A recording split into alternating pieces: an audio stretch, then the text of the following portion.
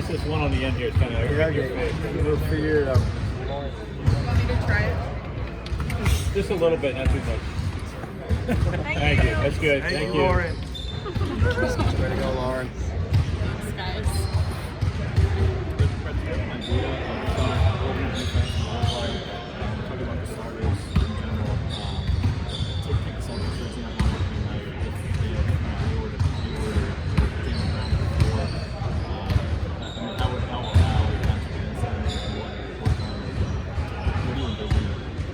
I mean, it's you made an example. I agree, it's a good example, and it's kind of how I see it. You always, for me, you can say, how do you beat Boston on opening night?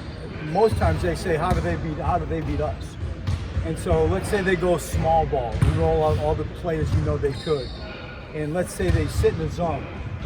Maybe that could be an effective look. And so what do you do as it relates to who's on the floor and who's matching up? My opinion is you give our starters every chance to succeed. You keep them on the court, and you deal with that. If as time unfolds there are some issues with that, well then you figure it out. But when it gets down to like who blinks first, it's not going to be us. Brett, Who stood out today about practice? Was there a player that jumped out at you, or just?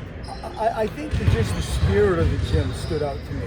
I think everybody had some signs where you could talk about, like a big pass from Al to Joe or Joel to Al, stuff like that. You can see a two-man game with Josh, with Jay Rich and Joel, and sort of that spot that I had JJ in. You can talk about Ben's leadership, just like his authoritative leadership. Tobias just going from 3 to 4 to 2 to back to 3, versatility as an example. And I just feel like there was this, and I only mentioned some of the starters, some of the younger guys and bench guys I could also speak about, but I just feel like there was just a vibe in the gym that is really exciting. Ben said that it was the best first practice he's ever been a part of. Do you agree? Or what makes it better? I would agree with that. I would agree with that. Since I have been in Philadelphia, this was the most purposeful, cutting to the chase, getting to the point, really sort of recognizing what we think we have to do to win on a regular basis, admitting, as the size of the team, for an example, and what does that mean? And so I think declaring kind of who we are, what we want to be, the lofty goals that we all have, today's session was excellent. I was going to say, is that some of that because of what's at stake here? That's such a funny way to phrase it, at stake. The possibilities, the opportunity is more probably words I would choose. I hear you, but those aren't my words. I think that it's, we look around the room and we feel like a lot can be done in this room. A lot of great things can be accomplished with the people in this room. You're not looking around, curious about what's this going to look like in a month or 2 months. Like you kind of feel this team is what you're going to have at the start. And from a coaching standpoint, that is just really sort of music to any coach's ears. What do you think of Joel's hair? Jamie, this is where I'm at. I don't even notice. I tell you what I loved is I loved his physical conditioning. I loved his adamance to get to the rim. I should be scolded for not paying attention to hairstyles, but I was more impressed with just like his body and his mentality of trying to, just get deep catches. I really noticed that. I think they got to sort of draw on a line in the sand and, find separation. And usually that comes from defense and making shots. I can do the leadership thing, and that is true. I can do the push the pace thing, and that is true. But what most stands out to me is like coming in and making shots and just God really having the ability to be a difference maker with not a huge sum of minutes, not a huge opportunity to play, you know? And that's always a difficult thing. That's kind of what stands out. Fred, I thought Trey was really good today, and I thought Raul did some good things too. You know, I think Trey's got that sort of dynamic dance with the ball, water bug, you know, type game that can keep defenses off balance. I've experienced it as the opposition coach trying to guard it. I thought he was very good today. Fred, What do you think about the coaching challenge and the change in that? The ability to, I mean, I've studied it a lot. We actually have a committee that was responsible for like really studying, and I personally am willing to give it a chance. You know, how we choose to use it from a strategy standpoint, we've talked a lot about it. Stuff that I probably wouldn't share with everybody. Like I think that we've gone overboard trying to better understand it, and I'm still trying to figure out, you know, the best way we can use it. So like I'm open-minded, and we've studied it on the G League. No other pro basketball team in the world does it. You can learn maybe a little bit from, you know, the NFL as an example. You better understand the technology that's available to you at home or on the road, and the rules as it relates to that. But I'm open-minded to it. Is it one of those things where you would see it play out a couple times, maybe with other teams, and then kind of say, okay, we're going to do this with it, see how it happens?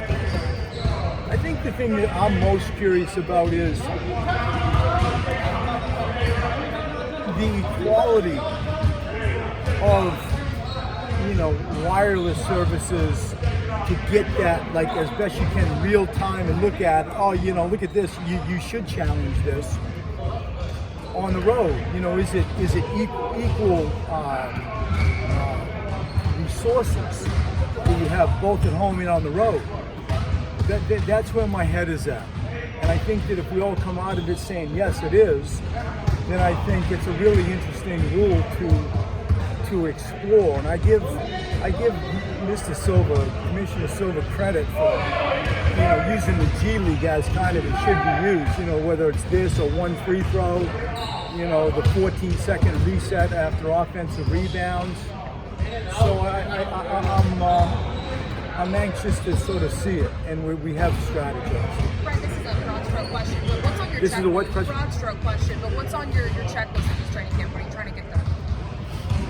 How long is a piece of string? How long is that? Varies. And it is. It's what a question. I know I can answer it quickly. It's trying to, you know, make sure that you have a conditioning base that equals the success that we want at the start of the season. It's going overboard with situations on things that win and lose games when there's 10 seconds on the clock. It's remembering painfully where you ended, you should start. What's most on your mind?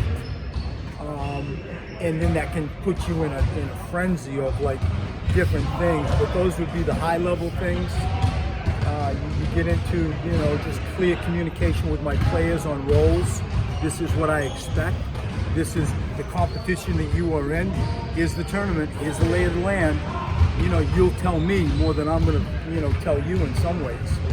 And so that's training camp. This is my 20th one of doing this.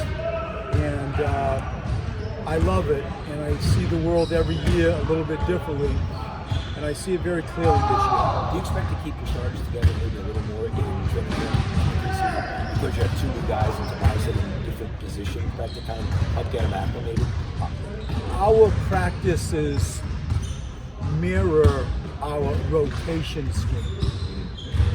And just with that admission, you know, you get to achieve a little bit what you just said.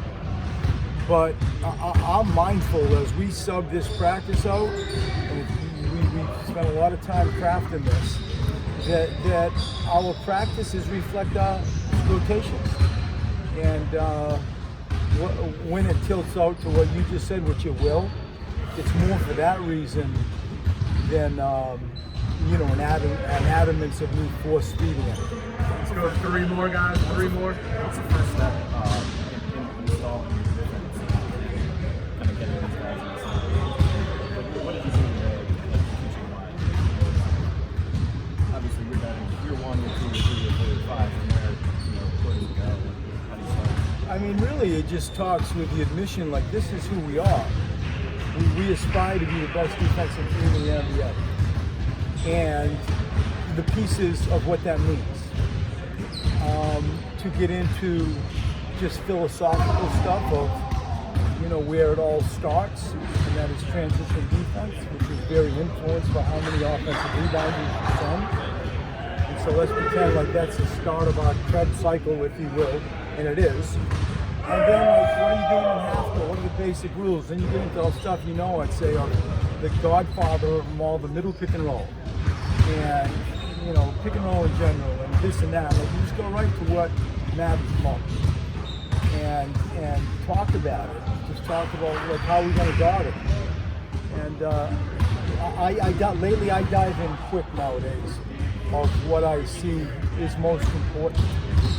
And we periodize, like, what do I want to get done by the time we all go to Camden,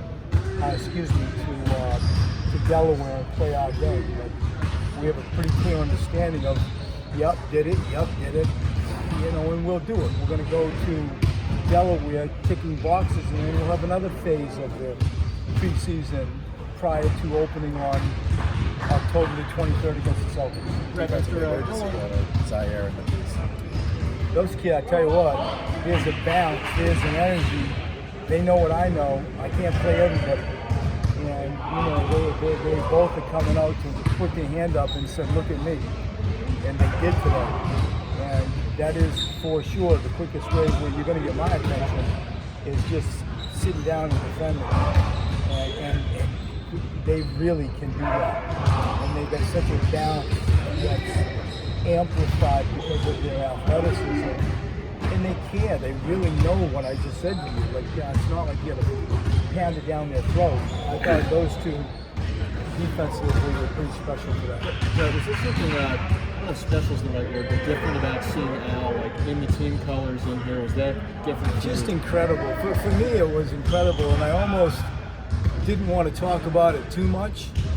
But if you put me in a room and, you know, we're going sort of one-on-one behind closed doors, I'm blown away that he's here. I'm just so excited to have him. And, you know, none of us can underestimate the relationship that Elton Brand, you know, had as a teammate with Al Horford. And so there needs to be a little bit, you know, I think a lot of bit of credit extended to Elton. And to just have somebody like Al all by himself with his resume and so on come into our program, and then you double down that we were able to take, you know, get him, and the Celtics didn't.